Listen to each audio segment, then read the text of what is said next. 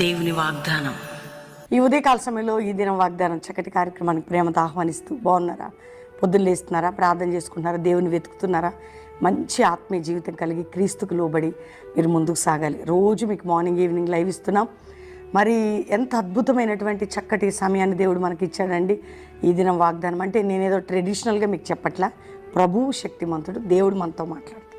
ఆయనకు అసాధ్యమైనది లేదు. ఆయన నమ్మదగిన దేవుడు, పేరు పెట్టి పిలిచిన దేవుడు, రక్షణకర్త, ఆశ్రయదుర్గం.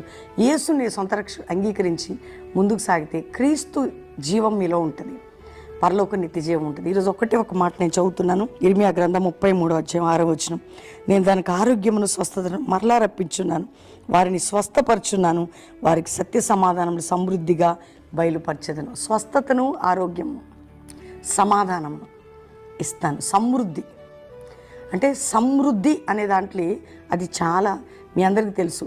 అంటే మా ఇంట్లో సమృద్ధిగా ఉందండి. ఆ ఇంట్లో సమృద్ధి అండి, ఆత్మీయ సమృద్ధి, ఆరోగ్య సమృద్ధి, ఆర్థిక అన్నీ ఇచ్చే దేవుడు. సత్య సమాధానములు దేవుని వాక్యములు, ఆత్మీయతలు మీకు బలం ఇస్తాడు. అందుకనే ఆరోగ్యమును, స్వస్థతను, సమాధానమును నీకు మరలా అనుగ్రహించేదను. ఆమెనని చెప్పండి. దేవుని గట్టిగా పట్టుకోండి, ప్రార్థన చేయండి, ధైర్యం తెచ్చుకోండి. ప్రతి విషయంలో ఆత్మీయ ఆరోగ్యం, ఆత్మీయ స్వస్థత, ఆత్మీయ సమాధానం, ఆరోగ్యం, కుటుంబాల్లో అన్ని ప్రభు నీకు ఇవ్వబోతున్నాడు. ఫైనాన్షియల్గా ధైర్యంగా ఉండి ప్రభు వైపు చూడండి.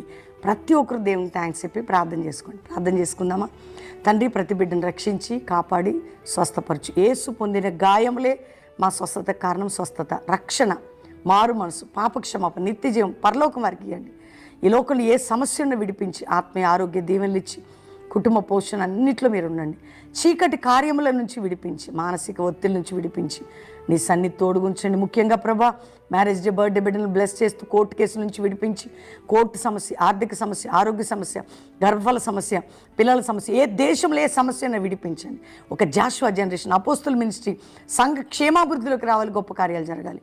అందరికీ మీరు తోడై నడిపించమని అయ్యా, ఈరోజు ప్రతి బిడ్డని విడిపించమని యేసు నామములో అడుగుచున్నాము తండ్రి, ఆమేన్.